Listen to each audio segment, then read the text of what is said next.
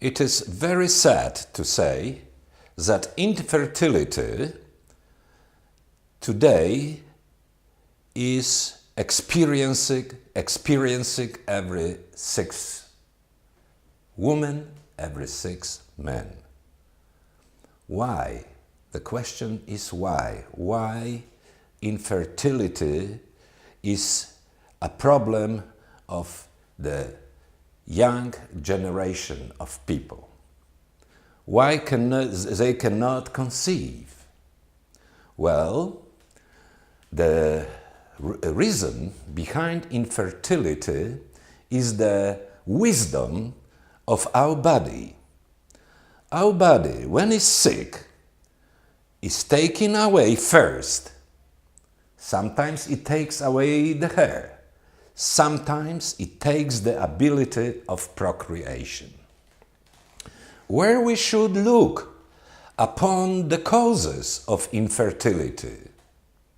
Well, the major cause in environmental medicine, the scientists see chemicals which are toxic to our bodies, especially those chemicals which affect the hormonal balance.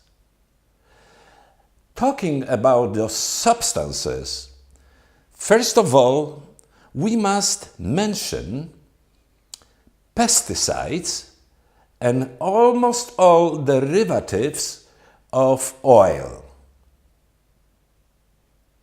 We must mention also heavy metals, which are a very major problem. We also must consider our mineral balance with so-called good minerals, which are antagonistic ones to those toxic ones. It is absolutely beyond any question that heavy metals are not considered by those who are trying to conceive, neither by physicians who are trying to help these young couples to become parents. It is beyond any question that heavy metals such as aluminum, cadmium, and mercury we can find in the fluids of semen, and we can find in the fluids of women's eggs. What do they do there? Well, obviously they prevent conception. Simple as that. So the next step would be what sort of heavy metals I have in my fluids, what imbalances I have in my body.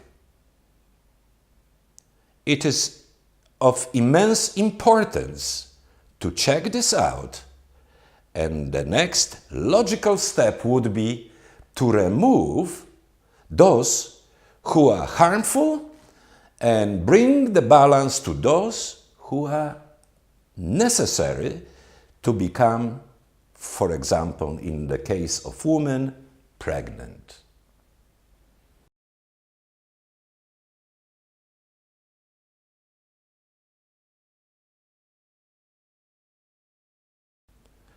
The most important thing I would look upon the balance in between copper and zinc, which are having direct impact upon hormones which are involved also in fertility or in infertility.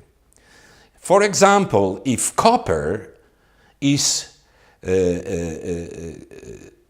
having impact on estrogen, zinc to the progesterone. And if there is an imbalance between those two, we can expect immediately similar imbalance in between those two vital hormones. So my recommendation would be, let's start from doing these things, checking these things, which are obvious and are taking place in infertility and are omitted by academic medicine. Trying to summarize whatever I said, what I would recommend those young people who are trying to become a parent. Obviously, the first step, obviously it is not in vitro.